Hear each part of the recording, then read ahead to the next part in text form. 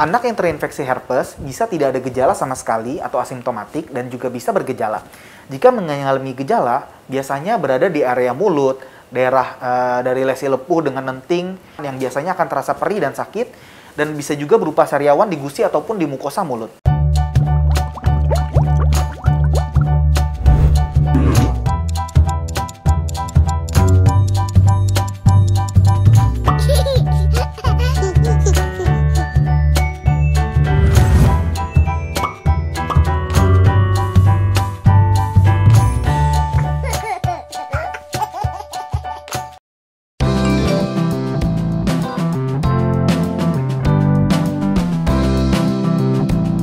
Halo sahabat Premier, kembali lagi dengan saya Dr. Anton Dharma Saputra, dokter spesialis anak di Rumah Sakit Premier Jatinegara. Pada kesempatan kali ini kita akan membahas mengenai perlindungan anak dari virus herpes simplex. Yuk ikuti saya, kita akan membahasnya di dalam.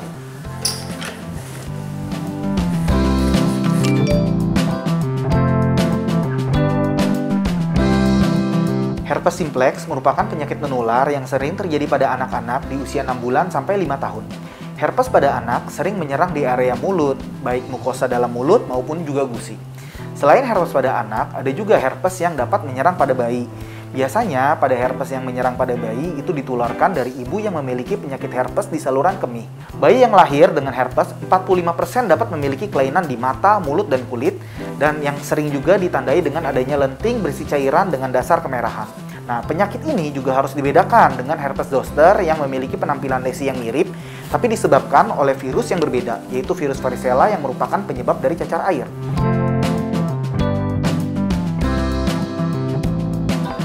Virus herpes simplex disebabkan oleh virus dari famili Herpesviridae. Virus ini masuk ke dalam tubuh manusia melalui kontak di mulut, saluran kemih, selaput mata, ataupun dari kulit yang terluka. Virus herpes simplex tipe 1 yang biasanya menyerang anak-anak dan mengenai area sekitar mulut, sementara herpes simplex tipe 2 dikenal juga sebagai herpes genital yang sering menyerang orang dewasa.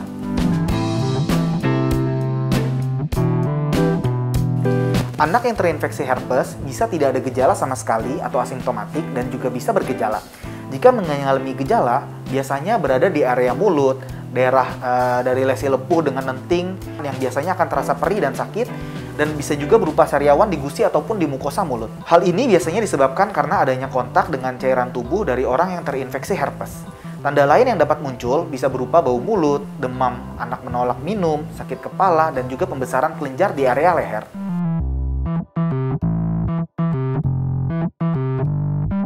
Untuk pencegahan dapat dilakukan dengan menjaga kebersihan makanan dan juga alat makan. Misalnya, tidak berbagi alat makanan dengan orang lain termasuk orang tua, tidak memasukkan mainan ke dalam mulut, ataupun berbagai mainan dengan anak yang terinfeksi herpes simplex.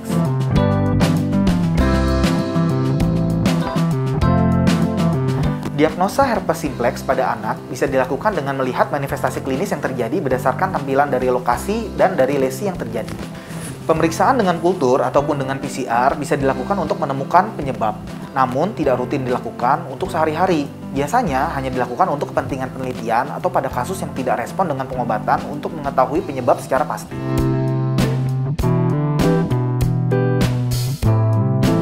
Secara umum, infeksi virus termasuk herpes simplex akan membaik dalam 10-14 hari.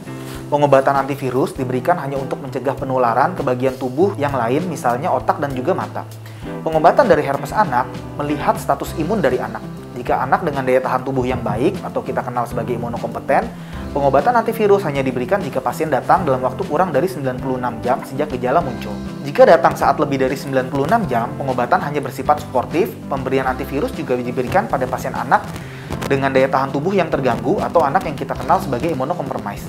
Misalnya, anak dengan HIV/AIDS mendapat pengobatan steroid jangka panjang ataupun pasien anak dengan keganasan yang mendapatkan kemoterapi. Untuk pengobatan suportif bisa berupa pereda nyeri, pemberian cairan yang cukup, dan juga pemberian barrier cream pada mukosa mulut, seperti petrium jelly pada bibir dan juga mukosa mulut.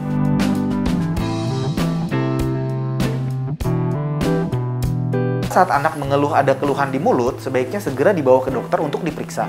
Apalagi jika anak sudah mengalami penurunan nafsu makan dan minum.